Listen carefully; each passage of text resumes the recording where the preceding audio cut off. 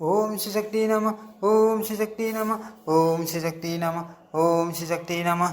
अटैकनठीशोऽध्यायं सावित्री यमाष्टक द्वारा धर्मराज का स्तवन।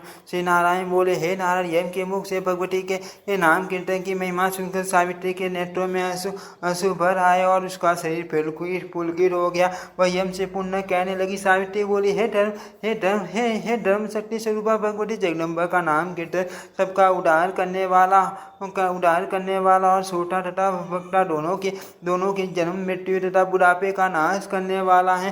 हे विभो, भगवती का ये कीर्तन दानवों सिद्धों तथा तपस्वियों का परम पद है और समस्त योगों तथा वेदों का सेवन रूप ही है। मोक्ष पद, अमरता और सभी प्रकार की सिद्धि ऐसी शक्ति के उपासक की 16वीं कला के बराबर भी नहीं है।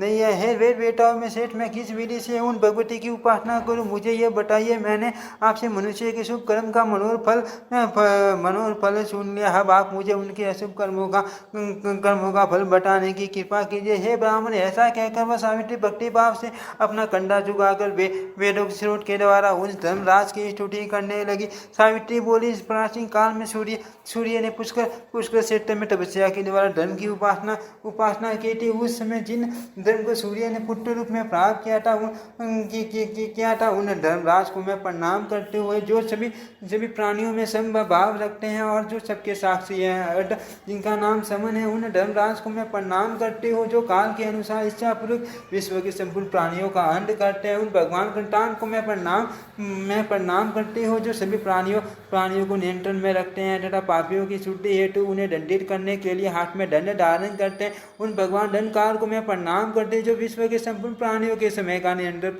परिगणन करते हैं तथा जो परम दुर्दश है, उन भगवान काल को मैं प्रणाम करते हो, जो तपस्वी ब्रह्म निष्ठ संयमी जितेंद्रिय तथा जीवों को उनके कर्मों का फल देने वाले, उन भगवान यम को मैं प्रणाम करते हो, जो अपनी आत्मा में रमन करने वाले सर्व के पुण्य आत्माओं के मित्र तथा पापियों के लिए भी कलेश प्रद उन भगवान पुण्य मित्रों को मैं प्रणाम करते हुए, ब्रह्मा के अंश से जिनका जन्म हुआ तथा जो सदा ब्रह्म का ध्यान करते रहते, ब्रह्म तेज से दीप्तिमान, उन भगवान इसको मैं प्रणाम करते हो। हे मुने, इस प्रकार प्रार्थना करके उस सावित्री ने यमराज को प्रणाम किया। तदनंतर धर्मराज ने उस सावित्री को भगवती के मंत्र तथा प्राणियों के क्रम फल के विषय में बतलाया। जो मनुष्य पाप काल उठकर इस यमाष्टक का नित्य पाठ करता है, उसे यमराज से भय नहीं होता और वह समस्त पापों से मुक्त हो जाता है। यदि महान पापी मनुष्य भी भक्ति पूर्वक नित्य इसका पाठ करे तो यमराज अपने काव्य से निश्चित रूप से उसे